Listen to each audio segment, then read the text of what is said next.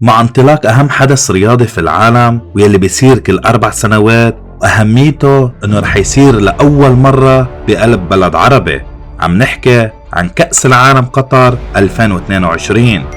عشان هيك جبنا لكم توقع لكبير المحللين الرياضيين اليوتيوبر محمد عدنان، فتابع الحلقة للأخير حتى تعرف مين هو هوية البطل اللي توقعه محمد عدنان ليفوز بكأس العالم قطر 2022.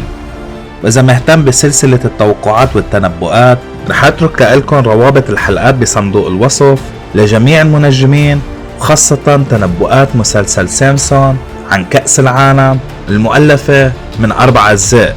معكم سمر جوني من قناة المتنبئ. ضوي زر اللايك واشترك بالقناة وخلينا نبلش الموضوع.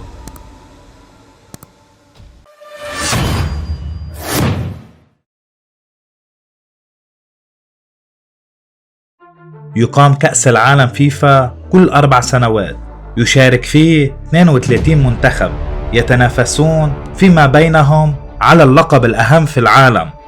تتأهل المنتخبات إلى البطولة عبر التصفيات القارية، والبطولة تمثل فرصة رائعة للجماهير، وستقام هذه السنة في قطر بنسختها 22 من نسخة بطولة كأس العالم، وستقام المباراة النهائية في 15 ديسمبر من العام 2022. بالإضافة إلى ذلك سوف تكون البطولة الأخيرة الذي يشارك فيها 32 منتخبا، وفي النسخة القادمة التي سوف تكون مشتركة في كل من أمريكا والمكسيك وكندا سوف يشارك 48 منتخبا.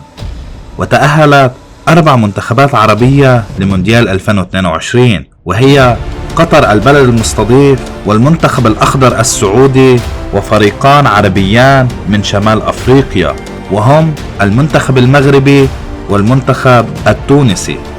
وهلأ رح نروح لتوقع لمحمد عدنان بالصوت والصورة.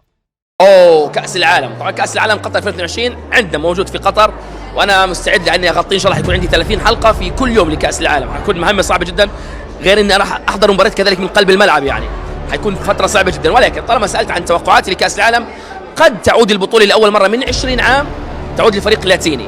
أنا أرى البرازيل والأرجنتين أفضل استعدادا من عمالقة القارة الأوروبية، كلهم بيعانوا، كلهم بمرحلة مرض، ولكن عندي ثقة كذلك بأن المنتخب الفرنسي الذي أشجعه في البطولات الكبيرة يخلع قناع ويرتدي آخر.